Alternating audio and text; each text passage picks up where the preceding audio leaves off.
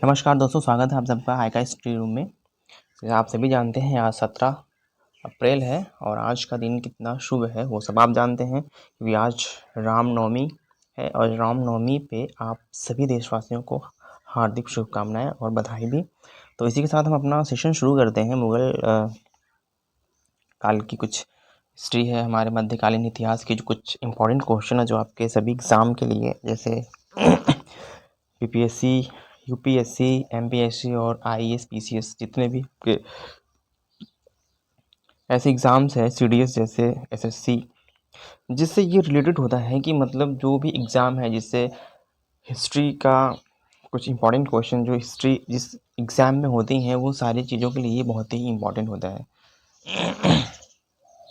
हालांकि अभी तो कोई बात नहीं है, आज लोग थोड़ा सा डिप्रेस्ड रहते हैं इस चीज़ की कि मतलब और भी लोग और भी चैनल हैं जिस पे आप पढ़ सकते हैं। हाँ ठीक है, आप पढ़ सकते हैं, बट आप इसको भी देखिए क्योंकि आपको लगेगा, आप लोग देखते नहीं हैं, आप लोग देखें एक बार तो आप मिला पाएंगे कभी एग्ज़ाम में, तो आपको लगेगा कि हाँ ये भी क्वेश्चंस सही, आपके जो क्वेश्चन आएंगे इसका आंसर भी इसमें से सही होगा। तो फिर ज़्यादा बात ना करते हुए हम अपने सेशन को स्टार्ट करते हैं। तो आज का हमारा पहला क्वेश्चन है, किस मुगल शासक को आलमगीर कहा जाता था? किस मुगल शासक को आलमगीर कहा जाता था? तो वो कहा जाता था औरंगजेब को। किसे? औरंगजेब को कहा जाता था। कौन सा मकबरा द्वितीय ताजमहल कहलाता है? कौन सा मकबरा जो द्वितीय ताजमहल कहलाता है? और वो ऑप्शन आपका बी हो जाएगा, रजिया उद दौरानी का मकबरा, बीबी का मकबरा। ये आपका ऑप्शन जो ये हो जाएगा, ये वाला, ये आपका सही आंसर हो जाएगा। 1526 ईस्वी में बाबर ने किस वंश के शासक को परास्त कर मुगल साम्राज्य की नींव डाली? तो वो लोधी वंश को परास्त किया था 1526 ईस्वी में। 1526 ईस्वी में लोधी वंश को पराजित किया था। लोधी वंश को पराजित किया था। ऑप्शन डी आपका सही हो जाएगा। निम्नलिखित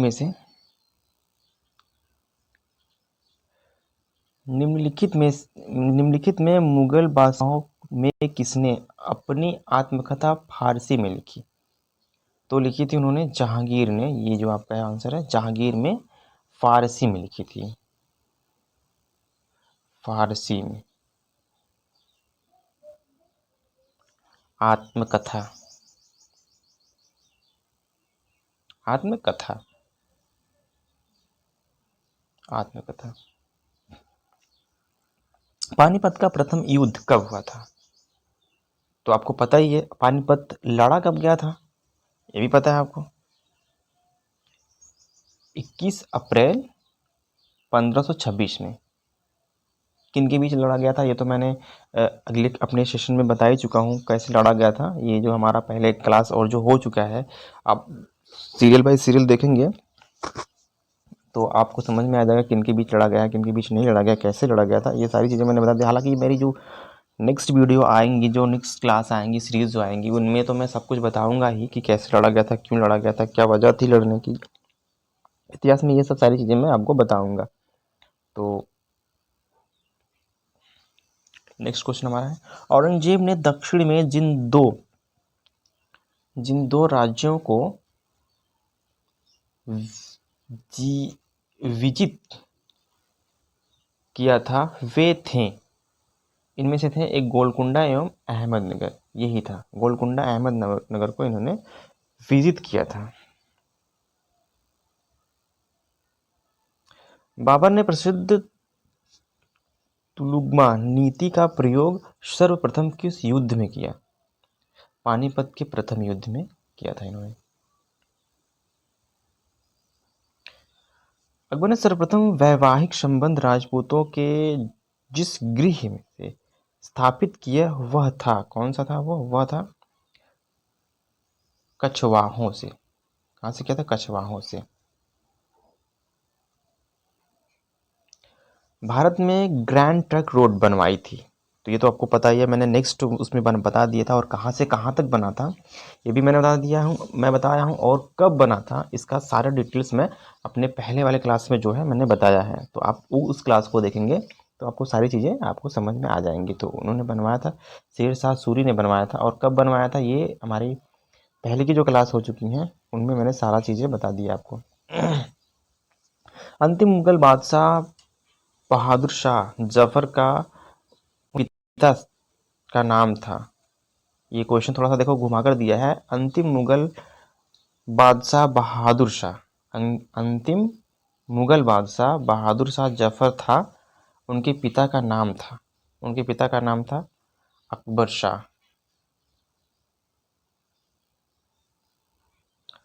गुजरात विजय की यादगार में अकबर ने किसका निर्माण कराया था? गुजरात विजय की यादगार में अकबर ने किसका निर्माण कराया था? तो उन्होंने करवाया था बुलंदल, ये सर बुलंद दरवाज़ा जो था वहाँ का, उसका करवाया था। और ये भी मैंने बता दिया है कब करवाया था और कैसे करवाया था, किस वजह से करवाया था। ये सारी चीज़ें मैंने अपने पहली वाले क्लास में, जो मेरी क्लासें हो चुकी हैं, उसमें मैंने बता रखा है। तो आप उसको जाकर के उसमें जाकर देखें।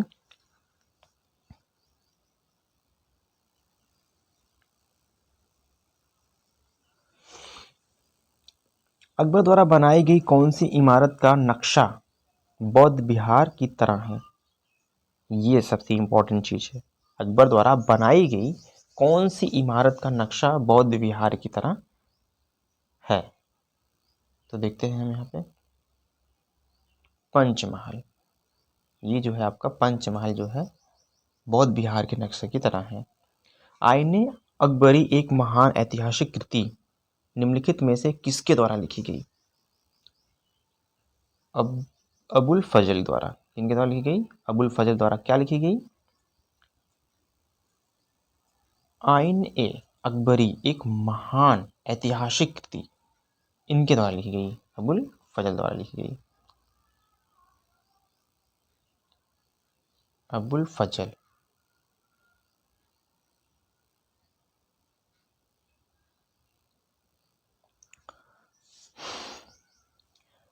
किस मुगल बादशाह को जिंदा पीर कहा जाता था? ये भी मैंने बता रखा है। तो ये क्वेश्चन औरंगजेब को कहा जाता है। पानीपत की दूसरी लड़ाई 5 नवंबर 1556 निम्नलिखित में से किसके बीच हुई थी? अब बताइए यहाँ पे। बाबर और इब्राहिम लोदी के बीच? गलत है। सिकंदर और आदिल शाह के बीच? गलत है। अकबर और हेमू के बीच? ये सही है। ये आपका गलत है। चौथा आपका गलत है। तीसरा नंबर आपका जो है वो सही है। अकबर और हेमू के बीच हुई थी। मुमताज महल का असली नाम था? अर्जुमंद बानो बेगम। अर्जुमंद बानो बेगम नाम था मुमताज महल का, जो असली नाम था अर्जुमंद बानो बेगम। दीन इलाही नामक नया धर्म किसके द्वारा शुरू किया गया था? दीन इलाही नामक नया धर्म किसके द्वारा शुरू किया गया था? तो वो अकबर द्वारा शुरू किया गया था, अकबर द्वारा। ईरान के शाह और मुगल शासकों के बीच झगड़े की जड़ क्या थी? ईरान शाह और मुगल शासक के बीच झगड़े की जड़ क्या थी? तो वो जड़ थी कंधार। कंधार तो मैंने बता चुका है कंधार क्या चीज़ें हैं, कंधार क्या है क्या नहीं है। चलो वैसे भी मैं अपने आने वाली जो नेक्स्ट हमारी वीडियो रहेंगी मैं सारा डिटेल्स बताऊंगा। वैसे मैंने पढ़ा दिया है पहले वाली क्लास में, तो वहाँ पे जाके आप देख सकते हैं। अपने प्रसिद्ध मुस्लिम शासिका चांद बीबी जिसने बाबर सॉरी सॉरी प्रसिद्ध, एक सेकंड फिर से पढ़ते हैं। प्रसिद्ध मुस्लिम शासिका चांद बीबी जिसने बरार को अकबर को सौंपा, बरार को अकबर को सौंपा निम्नलिखित में से किस राज्य से संबंधित थी? तो वो थी अहमदनगर से।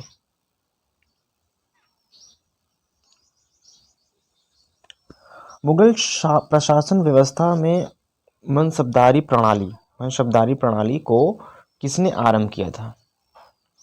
तो ये भी मैंने बताया है कैसे प्रारंभ किया, तो ये अकबर ने किया है मनसबदारी प्रणाली। और ये क्या है मैंने उसको भी बताया है, तो आप जाकर के वहाँ पे अपने सारी वीडियो मेरी देख सकते हैं। पानीपत के युद्ध में बाबर की जीत का मुख्य कारण क्या था? उसकी सैन्य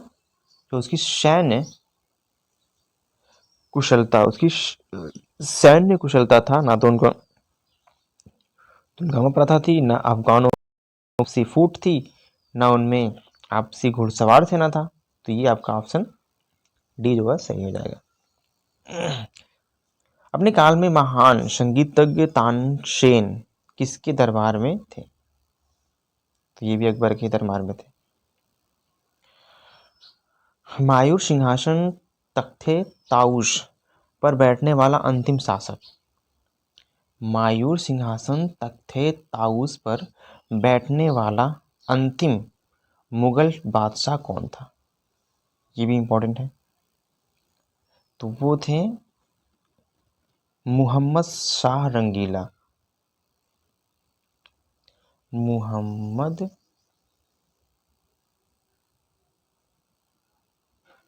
शाह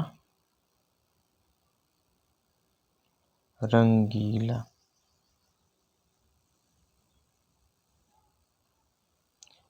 था। मुगल काल की राजभाषा क्या थी, मतलब कौन थी? तो मुगल काल की राजभाषा थी फारसी।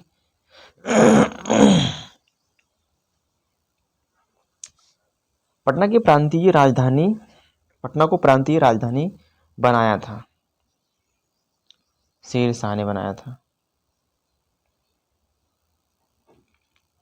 सती प्रथा की भर्त्सना, जो सती प्रथा की भर्त्सना करने वाला मुगल सम्राट था वह था अकबर।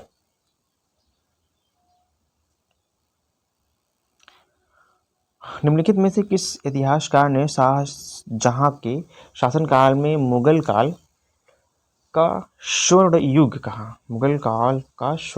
कहा था? तो वो थे A.L. श्रीवास्तव। कौन थे वो? A.L. श्रीवास्तव। निम्नलिखित में से किस इतिहासकार ने? तो वो जो इतिहासकार थे, इनका एक क्वेश्चन बनता है, वो है A.L. श्रीवास्तव। किस युद्ध में भारत में मुगल राज्य की नींव पड़ी? किस युद्ध में? पानीपत के प्रथम युद्ध में पड़ी थी।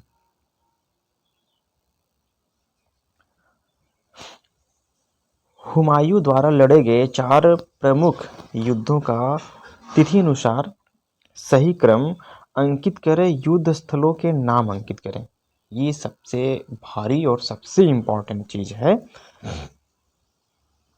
पहला तो आपका है सरहिंद, दिरा, चौसा, कन्नौज, विलग्राम। दूसरा आपका है चौरा चौसा, सरहिंद, कन्नौज या विलग्राम।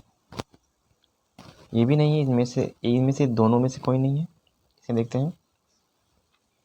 और आपका तीसरा है चौसा दौरा, कन्नौज, विलग्राम, सरहिंद।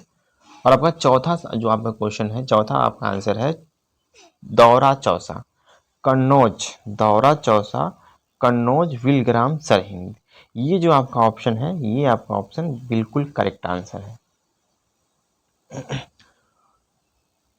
मुगल चित्रकारी किसके शासनकाल में कराकष्टा चरमोत्कर्ष प्राप्त किया था? तो वे थे जहांगीर। तो आज आपका 30 क्वेश्चन पूरा कंप्लीट हो चुका है। आज 30 क्वेश्चन बिल्कुल कंप्लीट कर दिया मैंने। तो कल का जो हमारा नेक्स्ट क्लास होगा, तो मैं कई दिनों से कह रहा हूँ आप सबको कि 1 लाइनर ही करवा देता हूँ, जो कि वो भी बहुत ही इंपॉर्टेंट होता है। 1 लाइनर अगर रहेंगे तो मैं ज़्यादा क्वेश्चन करवा दूंगा। इसमें 30 करवा रहा हूँ, तो मेरे ख्याल में उसमें 50 करवा दूंगा। तो वैसे मैं सोच रहा हूँ कि वन लाइनर लेके आता हूँ, वही मध्यकालीन से ही रहेगा, उसमें कोई बहुत बड़ी डिफ़िकल्ट वाली बात तो है नहीं, मध्यकालीन से ही रहेगा। बाकी उसमें कोई सोचने या समझने की बात नहीं है। तो फिर एक बार फिर से हम आप सबको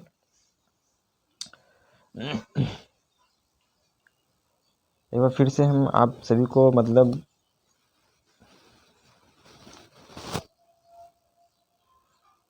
रामनवमी का